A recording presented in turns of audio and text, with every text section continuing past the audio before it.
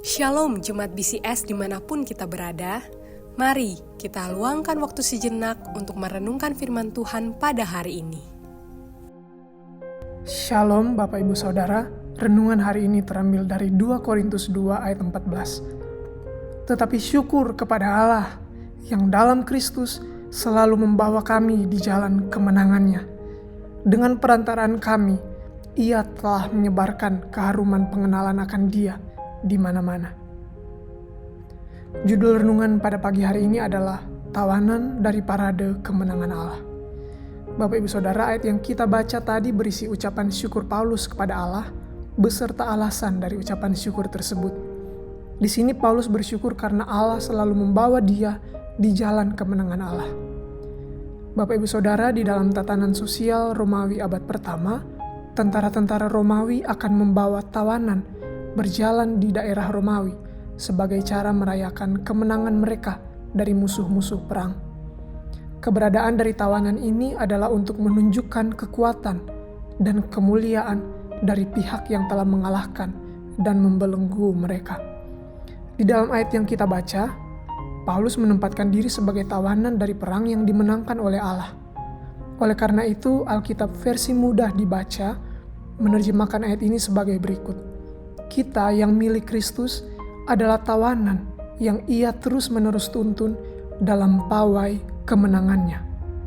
Paulus bukan tentara Romawi yang sedang merayakan kemenangan, tetapi dia adalah tawanan dari pihak yang menang. Pawai kemenangan ini adalah milik Kristus. Sebagai tawanan dari pawai kemenangan Kristus, Paulus dapat berkata, dengan perantaraan kami, Ia menyebarkan keharuman pengenalan akan Dia di mana-mana. Sebab bagi Allah, kami adalah bau yang harum dari Kristus. 2 Korintus 2 ayat 14-15. Bapak Ibu Saudara, sebagai manusia, kita ingin jadi pemenang, bukan pihak yang dikalahkan. Kita ingin semua tentang kita dirayakan. Kita bisa terjebak di dalam main character syndrome, sindrom pemeran utama. Kita ingin menjadi pemeran utama, bukan menjadi pemain figuran. Firman Tuhan pagi ini mengingatkan bahwa kita bukan siapa-siapa. Sebaliknya, Allah lah pemenang itu. Kristuslah pemenang itu. Kristuslah tokoh utama yang seharusnya kita rayakan. Kita adalah tawanan dari perang yang dimenangkan Kristus. Sama seperti Paulus, kita menjadi tawanan Kristus supaya kita dapat menampilkan keagungan, kekuatan, dan kemuliaan Allah. Sekali lagi, kita bukan siapa-siapa. Kita bukan tokoh utama di dalam kisah hidup kita yang sementara ini. Kita adalah tawanan dari kemenangan Kristus. Oleh karena itu, hidup kita adalah bukti nyata dari hikmat dan kekuatan Allah yang dinyatakan di dalam kematian dan kebangkitan Kristus. Hanya jika kita menjadi tawanan Kristus, maka kita dapat berkata, hidup kami menyebarkan keharuman pengenalan akan Kristus. Kami membawa bau harum Kristus di dunia ini. Amin.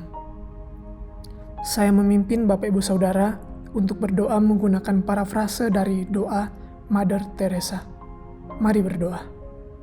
Ya Yesus, tolong kami menyebarkan keharuman-Mu kemanapun kami pergi. Penuhi jiwa kami dengan roh dan kasih-Mu. Masuklah dan kuasailah keseluruhan kami, sehingga seluruh hidup kami hanya memancarkan keharuman pengenalan akan Kristus. Kami berdoa kepada Bapa di surga, melalui perantaran anak-Mu yang tunggal Yesus Kristus, dengan kuasa Roh Kudus. Amin. Demikian renungan harian kita pada hari ini. Mari kita terus rindu menjadi murid Kristus bersama keluarga Allah. Tuhan Yesus memberkati.